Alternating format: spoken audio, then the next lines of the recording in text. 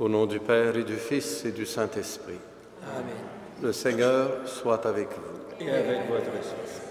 Préparons-nous à célébrer notre Eucharistie en reconnaissant nos fautes devant le Seigneur.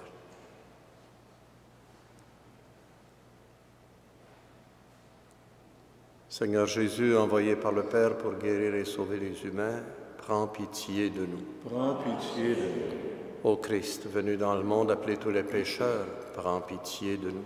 Prends pitié de nous. Seigneur, élevé dans la gloire du Père où tu intercèdes pour nous, prends pitié de nous. Prends pitié de nous. Que Dieu Tout-Puissant nous fasse miséricorde, qu'il nous pardonne nos péchés et nous conduise à la vie éternelle. Amen.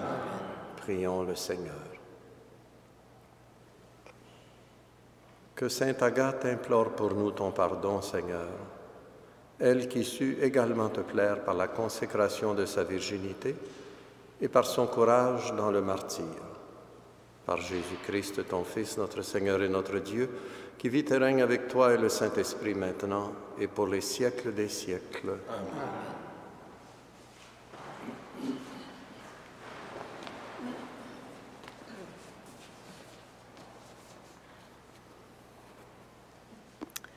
De la lettre aux Hébreux. Frères, nous aussi, entourés de cette immense nuée de témoins et débarrassés de tout ce qui nous alourdit, en particulier du péché qui nous entrave si bien, courons avec endurance l'épreuve qui nous est proposée, les yeux fixés sur Jésus, qui est à l'origine et au terme de la foi. Renonçant à la joie qui lui est proposée, il a enduré la croix en méprisant la honte de ce supplice et il siège à la droite du trône de Dieu. Méditez l'exemple de celui qui a enduré de la part des pécheurs une telle hostilité et vous ne serez pas accablés par le découragement. Vous n'avez pas encore résisté jusqu'au sang dans votre lutte contre le péché. Parole du Seigneur.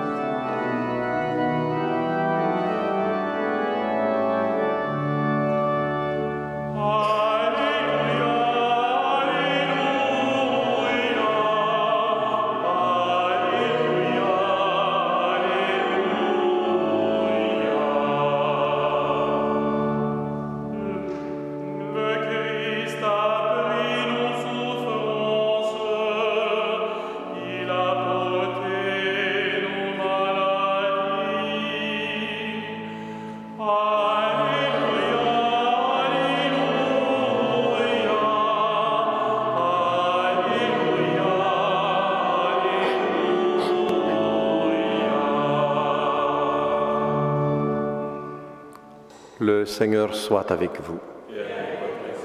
Proclamation de la bonne nouvelle de Jésus-Christ selon saint Marc.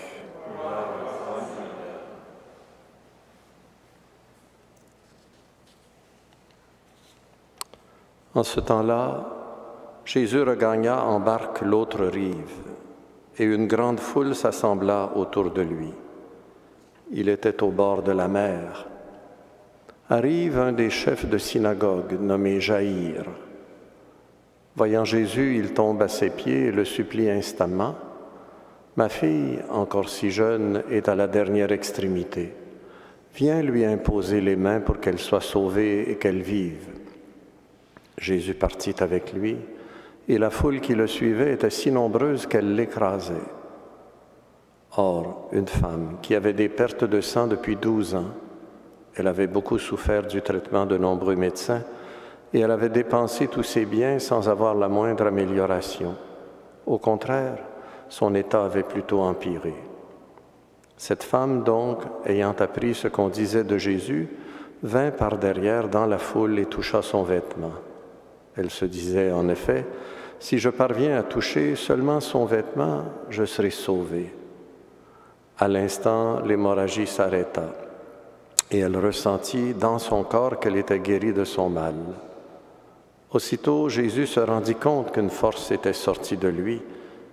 Il se retourna dans la foule et il demandait, « Qui a touché mes vêtements ?» Ses disciples lui répondirent, « Tu vois bien la foule qui t'écrase et tu demandes, « Qui m'a touché ?» Mais lui regardait tout autour pour voir celle qui avait fait cela. Alors, la femme saisie de crainte et toute tremblante, sachant ce qui lui était arrivé, vint se jeter à ses pieds et lui dit toute la vérité. Jésus lui dit alors, « Ma fille, ta foi t'a sauvée, va en paix et sois guérie de ton mal. » Comme il parlait encore, des gens arrivent de la maison de Jaïr, le chef de synagogue, pour dire à celui-ci, « Ta fille vient de mourir, à quoi bon déranger encore le maître ?» Jésus, surprenant ces mots, dit au chef de synagogue, « Ne crains pas, crois seulement. » Il ne laissa personne l'accompagner, sauf Pierre, Jacques et Jean, le frère de Jacques. Ils arrivent à la maison du chef de synagogue. Jésus voit l'agitation et des gens qui pleurent et poussent de grands cris. Il entre et leur dit, « Pourquoi cette agitation et ces pleurs? L'enfant n'est pas morte, elle dort. » Mais on se moquait de lui. Alors il met tout le monde dehors, prend avec lui le père et la mère de l'enfant et ceux qui étaient avec lui, puis il pénètre là où reposait l'enfant. Il saisit la main de l'enfant et lui dit, « Talitha koum », ce qui signifie, « Jeune fille, je te le dis, lève-toi ». Aussitôt la jeune fille se leva et se mit à marcher. Elle avait en effet 12 ans. Ils furent frappés d'une grande stupeur, et Jésus leur ordonna fermement de ne le faire savoir à personne. Puis il leur dit de la faire manger. Acclamons la parole de Dieu.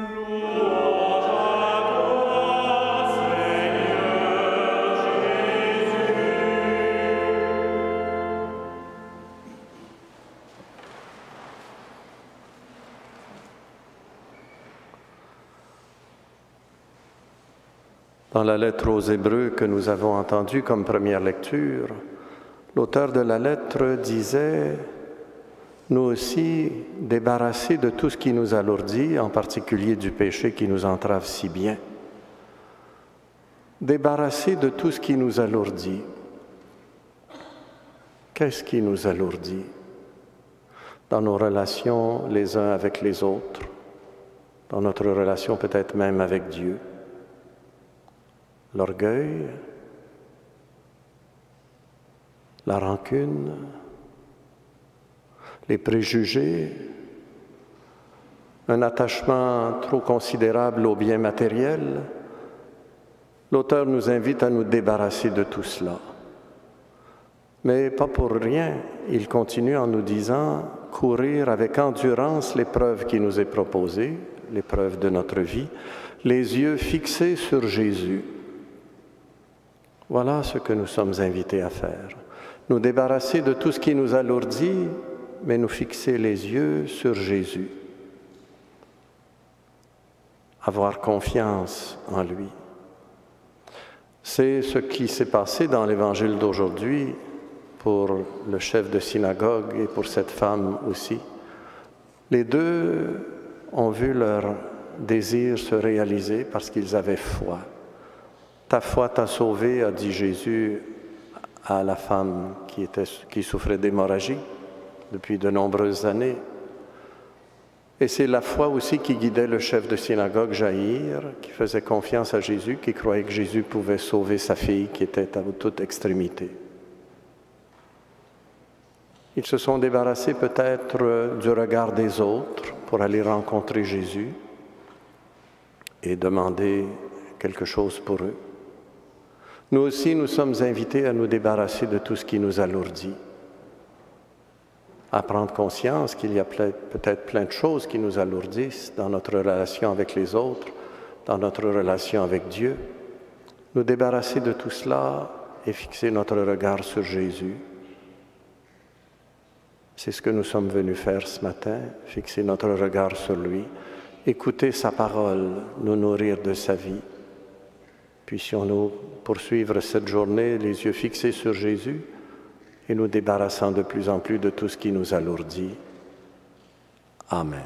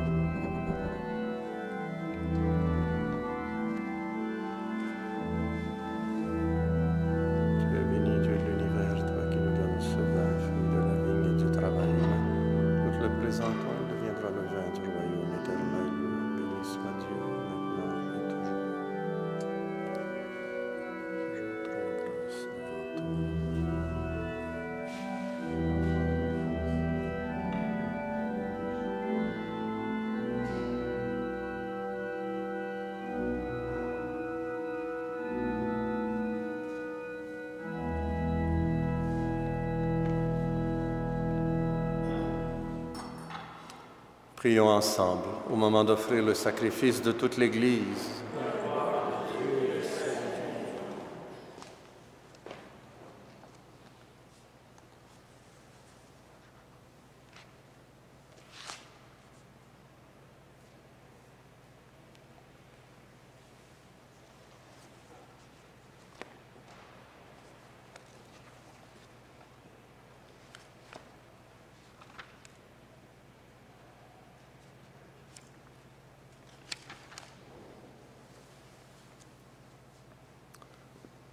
Permets, Seigneur, que Sainte Agathe, qui t'aima comme une épouse fidèle, attise en nos âmes ce foyer d'amour qu'elle fit brûler au cœur de ses compagnes pour l'honneur de ton Église, par Jésus, le Christ, notre Seigneur.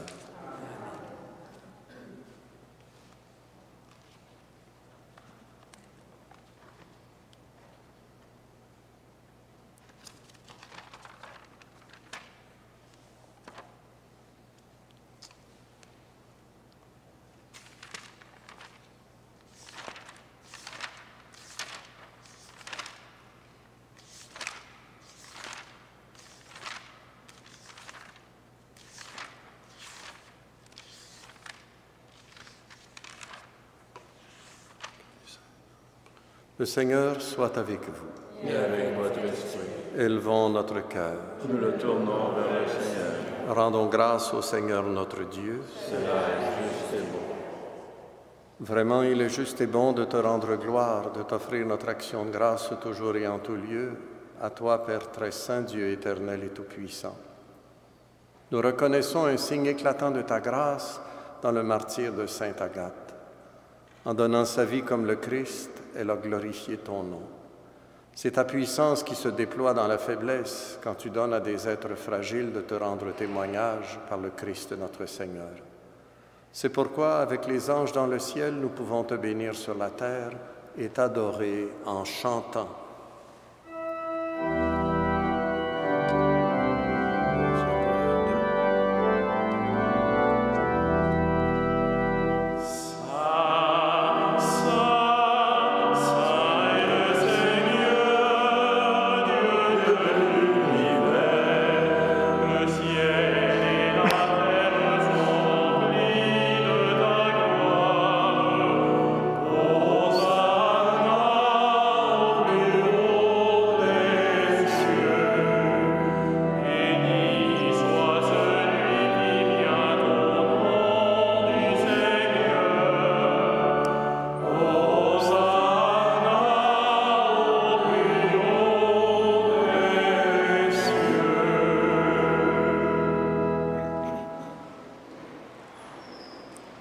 Toi qui es vraiment saint, toi qui es la source de toute sainteté, Seigneur, nous te prions.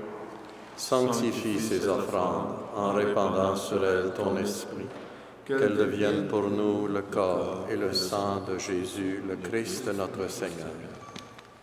Au moment d'être livré, d'entrer librement dans sa passion, il prit le pain, il rendit grâce, le rompit et le donna à ses disciples en disant: Prenez et mangez-en tous, ceci est mon corps livré pour vous.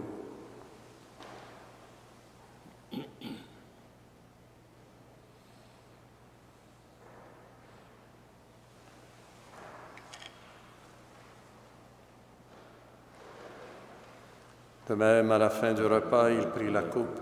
De nouveau, il rendit grâce et la donna à ses disciples en disant: Prenez et buvez-en tous, car ceci est la coupe de mon sang, le sang de l'alliance nouvelle et éternelle, qui sera versé pour vous et pour la multitude en rémission des péchés. Vous ferez cela en mémoire de moi.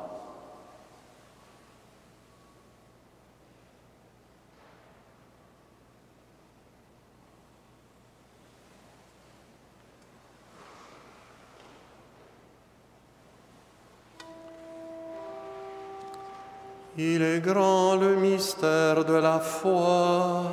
Nous proclamons ta mort, Seigneur Jésus. Nous célébrons ta résurrection.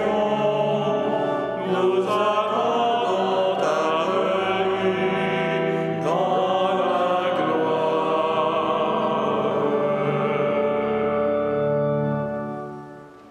Faisant ici mémoire de la mort et de la résurrection de ton Fils, nous t'offrons, Seigneur, le pain de la vie et la coupe du salut, et nous te rendons grâce, car tu nous as choisis pour servir en ta présence.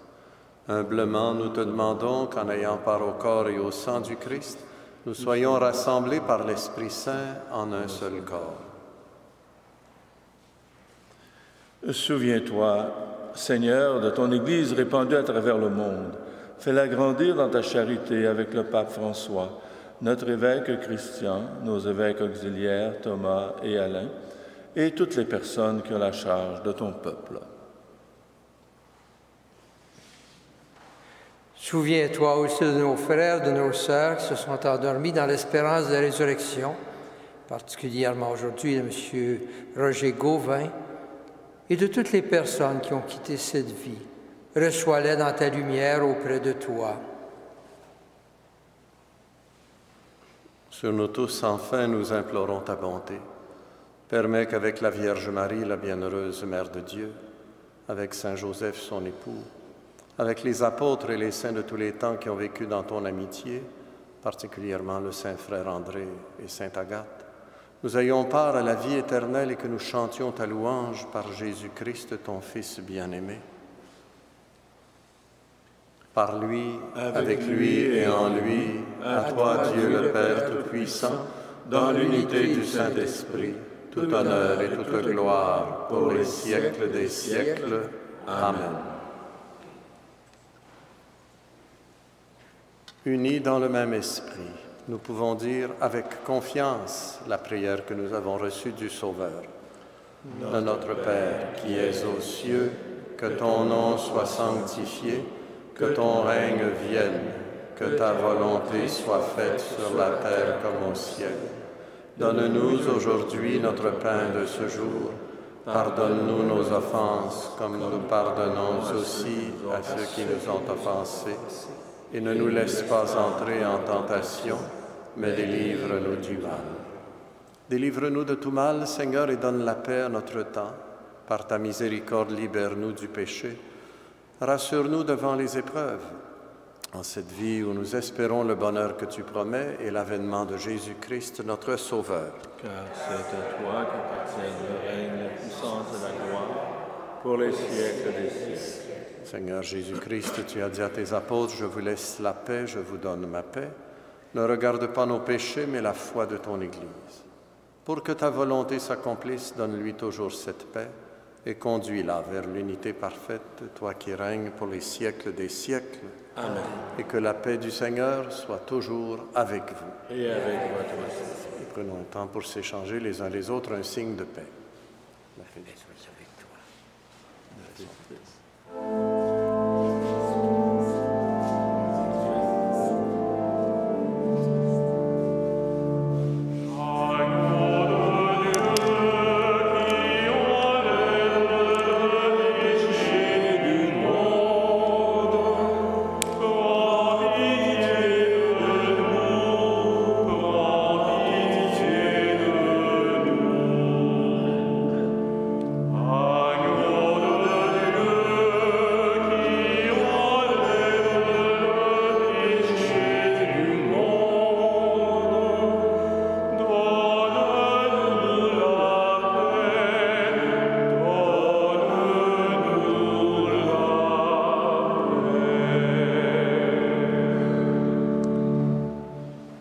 Gardons les yeux fixés sur Jésus, lui qui est l'agneau de Dieu, celui qui enlève le péché du monde.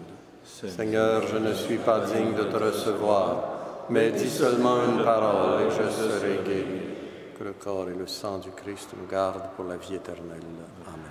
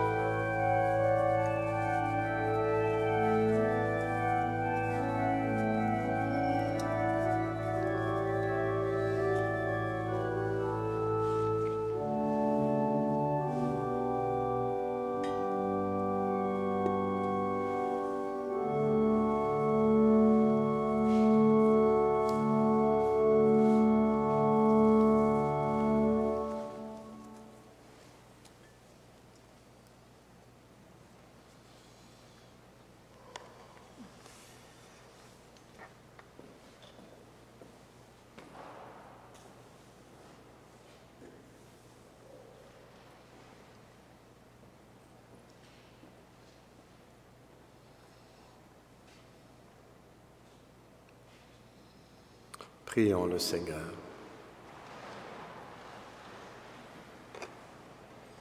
Par cette nourriture que tu nous as donnée, Seigneur, nous avons renouvelé nos forces et nous te supplions encore, afin qu'à l'exemple de Sainte Agathe, portant dans notre corps la passion de Jésus, nous cherchions à ne vivre que pour toi, par Jésus le Christ, notre Seigneur. Amen.